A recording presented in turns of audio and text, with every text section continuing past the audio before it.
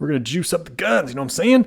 So in this video, I was just doing my arm workout earlier today, and I was realizing a couple very small form tweaks make a big difference in terms of the amount of muscle activation. So we're going to jump into the tricep exercise here first. I've been doing a lot of French press lately, as you may or may not have noticed. And there's one key adjustment I find that really I really feel it in my triceps in all the heads. So if you haven't seen my video on how to learn how to contract and stretch your triceps, I think is what it's called. I'll try to remember to link it on one of these little links here.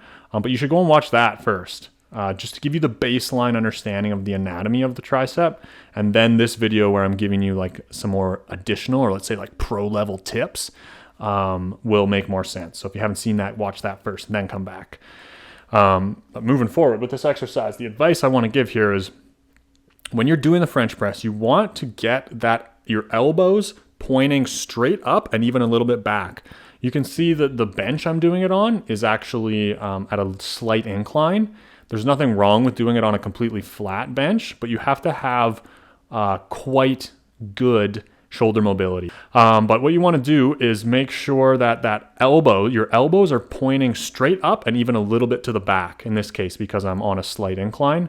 And you want to keep that position throughout. So what I like to do is on that first rep, I'm slowly lowering it backwards and letting it stretch me out and pull me into the position that I want my arms to be in.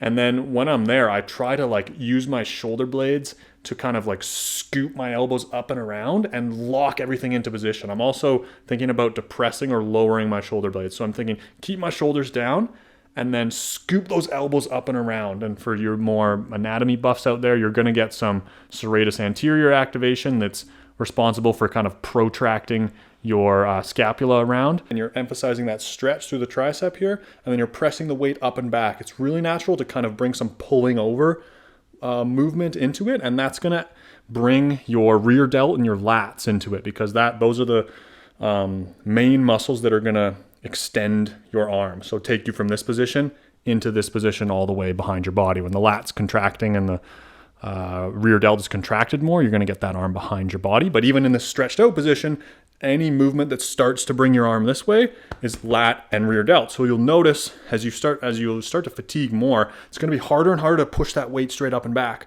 And you're going to be mechanically stronger to incorporate the lat and the rear delt to complete the movement by bringing that elbow forward some. So it takes the emphasis off of the tricep. If you really want to force that tricep to do all of the work, especially as you approach failure, you get closer and closer to failure, you need to make sure that you're still emphasizing on pushing up and back, so that tricep muscle, all three heads of it, will be forced to do the bulk, if not basically all of the work in that exercise. So hope that makes sense in helping you to understand why it's really important. Just that tiny little tweak. You want to limit that range of motion of your elbow coming forward and going back. As you stretch and let it pull you out, it's easy to let it dip back. But then as you go to extend, it's almost human nature, or it's almost more natural to want to pull forward. Your body wants to use your lats, some of the bigger muscles, your rear delt, things to get the movement done. But if you want the work to be done by the tricep, you have to sort of fight that urge, or that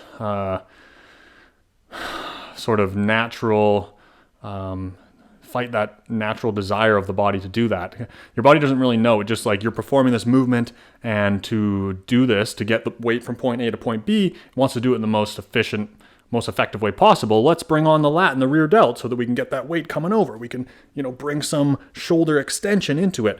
And that takes away from the fatiguing of the tricep. Now, not that there's anything wrong with doing movements that involve multiple muscles, but if you want to push a specific muscle to complete failure, if that's your goal, which is what I've been doing a lot of lately, you're not going to get it to that extreme level of failure as you approach. You're not going to get it to that extreme level of failure if, as you approach that point where you're just going to get those last couple reps, it's absolutely burning, you're in pain, you're dialed in, you're intense, you're focusing.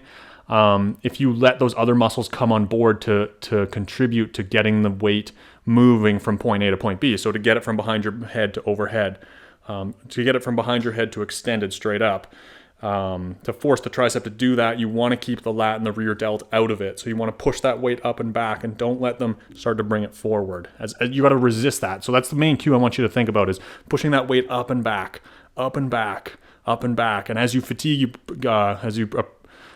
and start to approach failure, you really need to remember that, because then that's when the lat and the rear delt are going to want to start to help out. The tricep muscle's like totally blasted.